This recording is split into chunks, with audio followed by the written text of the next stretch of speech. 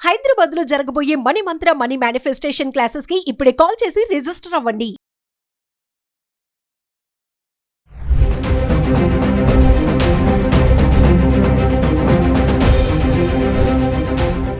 Welcome to Suman TV. నేను మీ రజనీరమ. నమస్తే. మళ్ళీ సరికొత్త పాత కథ వినే ఉంటారు. ఒక వనపర్తి జిల్లాలో ఒక గ్రామంలో ఇంటర్మీడియట్ చదివే ఒక 16 సంవత్సరాల బాలిక, 14 సంవత్సరాల అబ్బాయి 9వ తరగతి చదువుతున్నాడు. వీళ్ళిద్దరూ లవ్ లో పడ్డారు. ప్రెగ్నెంట్ అయింది ఆ అమ్మాయి. ఒక బిడ్డకి జన్మనిచ్చింది. ఇది చెప్పుకుంటే అవునా ఎక్కడ అనే ఒక ఆతృత అనేది, ఒక క్యూరియాసిటీ అనేది మనలో ప్రవేశిస్తుంది అనుకుంటాం.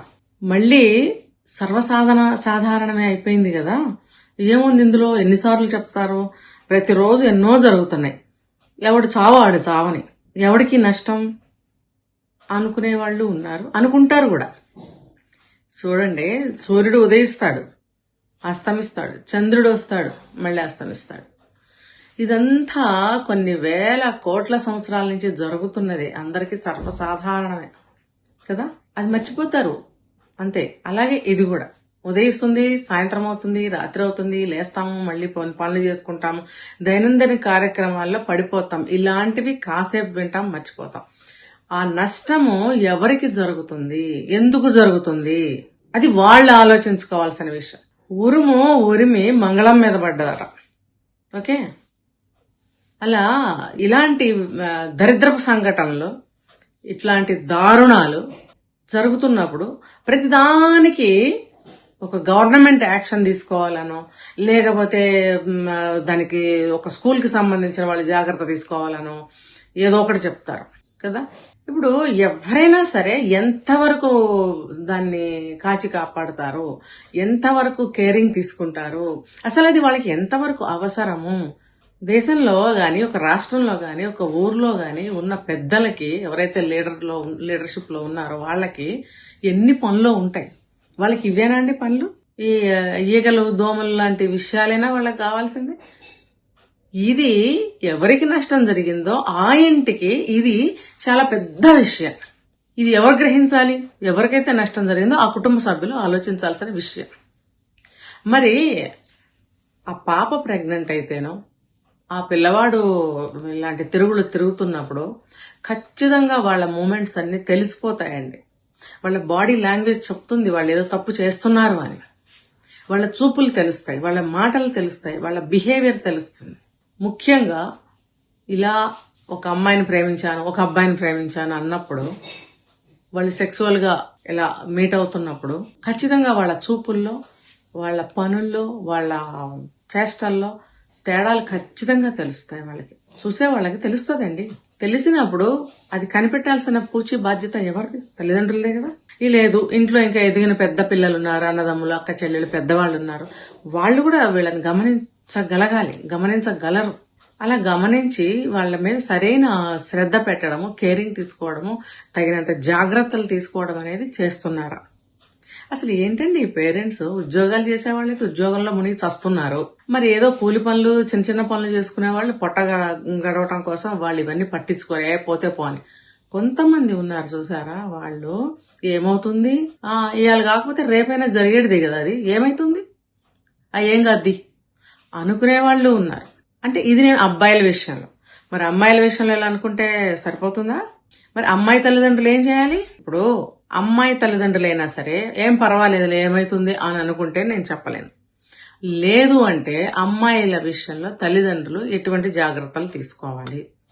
పాడయ్యేది అమ్మాయి ఆరోగ్యమే, పాడయ్యేది అమ్మాయి జీవితమే, పాడయ్యేది అమ్మాయి కుటుంబమే, పరువు పోయేది, చెడ్డ పేరు వచ్చేది అమ్మాయి కుటుంబానికే. ఇది ఎన్ని యుగాలైనా, ఎన్ని తరాలైనా ఇది మారేది కాదు. అంతా మారిపోయింది అనుకోవడానికే గాని ఇవి ఇప్పట్లో మారేవి కాదు, మారవలసిన విషయాలు కూడా కాదు.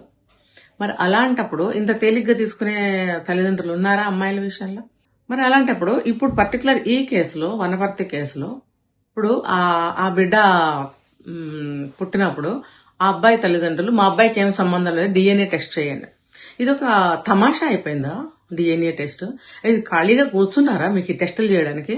ఒళ్ళు బలిసి తల్లిదండ్రులు అండర్లో ఉన్న పిల్లలకి ఇలాంటి సెక్సువల్ విషయాలు ఎలా తెలుస్తాయి? ఎంతవరకు మీడియా అని అంటారు మీరు? మీడియా అనే కారణం అయితే మీరు ఆ మొబైల్ ఫోన్స్ ఎందుకు ఇస్తున్నారు? ఇంకా అలాంటి వాటికి సంబంధించిన విషయాలు అబ్బాయి కంట్లో పడేలాగా ఎందుకు చేస్తున్నారు? ఇంట్లో అసలు మీరు భార్యాభర్తలు సరిగ్గా ఉంటున్నారా? పిల్లల దృష్టిలో తల్లిదండ్రులు ఎప్పుడూ భగవత్ స్వరూపులే. పార్వతీ పరమేశ్వరుల ఫోటోలో ఎలా ఉంటారో అలా ఊహించుకుంటారు పిల్లలు. తల్లిదండ్రులు అలా ఉంటారు, అలా ఉండాలి అని ఊహించుకునే పిల్లల దృష్టిలో తల్లిదండ్రులు ఏ రూపాల్లో కంట్లో పడుతున్నారు? ఇవన్నీ కారణాలు కదా. అభంశుభం తెలియని 14 ఏళ్ల పిల్లవాడికి ఇంత డీప్ విషయాలు ఎలా తెలుసు? కేవలం మీడియానే అంటారా? లేకపోతే ఏమైనా బుక్స్ అంటారా? ఏం బుక్స్ చదువుతున్నాడో మీరు కనిపెట్టట్లేదా? అనుకుందాం, ఫర్ ఎగ్జాంపుల్ ఏదైనా బుక్ నాలెడ్జ్ అనుకుందాం, అది మీరు కనిపెట్టరా? లేకపోతే స్కూల్లో చదువుతున్నాడా? స్కూల్లో చదివితే మరి స్కూల్లో లెసన్స్ వినాలి కదా, ఆ టైంలో చదువుతాడా?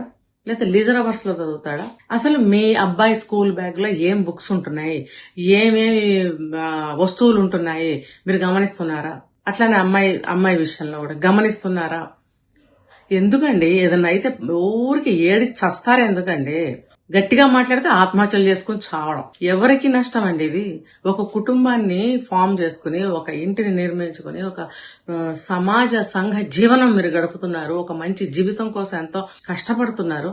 అది ఎందుకు మీరు దక్కించుకోలేకపోతున్నారు? పిల్లల్ని ఎందుకు సర్వనాశనం చేసుకుంటున్నారు? రోజు ఎన్నో కేసులు చూస్తున్నాం, ఇవన్నీ కదా. బుద్ధి ఉండక్కర్లేదా? సిగ్గు లేదా? ఇప్పుడు మా అబ్బాయికి బిడ్డ పుట్టాడు, అది మా బిడ్డ కాదు, డిఎన్ఏ టెస్ట్ చేయండి అంటే, ఇప్పుడు డిఎన్ఏ టెస్ట్ లో ఖచ్చితంగా తేలుతుంది మీ అబ్బాయే అని చెప్పి. అప్పుడు ఏం సమాధానం చెప్తారు మీరు? ఏం సమాధానం చెప్తారు? దీన్ని ఏమంటారంటే బొంకడం అంటారు. ఎందుకు బొంకుతారు? తప్పు జరిగితే 4 తన్ని ఇరక్కొట్టి గట్టిగా అడిగి తెలుసుకోండి మీ అబ్బాయి దగ్గర ఆ విషయం ఏంటనేది. తెలుసుకుని ఏం చేస్తారు? కాంపెన్సేషన్ ఇస్తారా? లేకపోతే పెళ్లి చేస్తారా? లేకపోతే ఊరొదిలి పారిపోతారా? లేకపోతే ఆ అమ్మాయి కూడా తప్పు ఉంది, మా అమ్మాయి కన్నా పెద్దది అని చెప్పి రివర్స్ కేసు పెడతారా? ఏం చేస్తారు? సరే, ఇవన్నీ చేస్తారు. నెట్ రిజల్ట్ ఏంటి? ఈ వచ్చిన చెడ్డ పేరు పోతుందా? జరిగిన విషయం, పని ఏదైతే ఉందో అది వెనక్కి పోతుందా? అది సమస్య పోతుందా? పుట్టిన బిడ్డను ఏం చేస్తారు? తల్లిదండ్రులు అయ్యండి పిల్లల్ని ఎందుకు మీరు కేరింగ్ తీసుకోవట్లేదు? వాళ్ళని ఎందుకు వాచ్ చేయట్లేదు? అట్లీస్ట్ మినిమం వాళ్ళ బ్యాగ్ చెక్ చేసి బ్యాగ్ లో టిఫిన్ బాక్స్ పెట్టే వయసు కాదా? చెప్పండి. కాలేజీకి వెళ్లే పిల్లలు, అబ్బాయినా అమ్మాయినా, డిగ్రీ ఫైనల్ ఇయర్ అయినా సరే, 1వ క్లాస్ అయినా సరే, బ్యాగ్ లో టిఫిన్ బాక్స్ పెట్టే కార్యక్రమంలో వాళ్ళ చేతికి ఇవ్వకుండా మీరే సర్ది పెట్టండి. సర్ది పెట్టే తల్లిదండ్రులు కూడా ఉన్నారు. ఉన్నప్పుడు కేవలం బాక్స్ పెట్టేస్తారా? ఏమున్నాయి, ఒక కన్ను వేయండి. మా అమ్మ బాక్స్ పెట్టే నెపంత మా బ్యాగ్ వెతుకుతుంది అని వాళ్ళు అనుకుంటుంటే అనుకోనివ్వండి. అది ఒక భయం ఉంటుంది వాళ్ళకి. లేదా ఒక క్షణం చాలు మీరు ఆ బ్యాగ్ లో ఏమున్నాయి కనిపెట్టడానికి. ఇలా బాక్స్ పెట్టేటప్పుడు బుక్స్ కొంచెం అడ్డదిడ్డగా పెట్టుకుంటారు కాబట్టి అవి సర్దే క్రమంలో ఒక లుక్ వేస్తే మీకు తెలిసిపోతుంది. అవి క్లాస్ బుక్సా, వేరే అదర్ బుక్సా, లేకపోతే అదర్ థింగ్స్ ఏమన్నా ఉన్నాయా అందులో? ఏమండి అసలు మీకు వయసు వస్తుంది, మీరు పిల్లల్ని ఇలాగేనా పెంచేది? ఇంత పెద్దవాళ్ళు అవుతున్నారు మీరేమన్నా చిన్న పిల్లలా? కనిపెట్టలేరా పిల్లల్ని? అంత స్టైల్గా ఉండే తల్లిదండ్రులు కూడా ఉన్నారు. స్టైల్ అన్నమాట, పెద్ద స్టైల్. పిల్లలతో స్టైల్గా బిహేవ్ చేసేవాళ్ళు ఉన్నారు. పిల్లలతో స్టైల్ అవసరమా? న్యాచురల్ సిస్టంలో పెంచండి. తెలియకపోతే తెలుసుకోండి.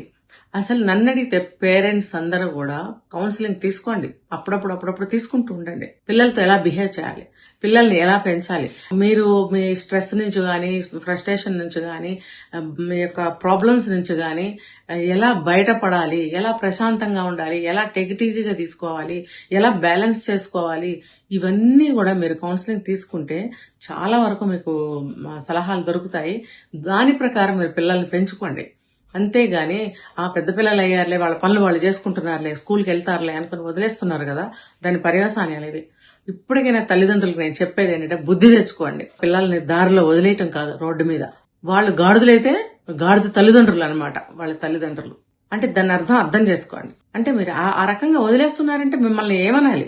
మిమ్మల్ని తిట్టి మీకు బుద్ధులు చెప్పే మీ పేరెంట్స్ ఉన్నారో లేదో తెలియదు కానీ పిల్లలు మాత్రం ఇలా అయిపోతున్నారు. మీరు తెలుసుకోండి. మీరు ఎలా పెరిగారో గుర్తు తెచ్చుకోండి.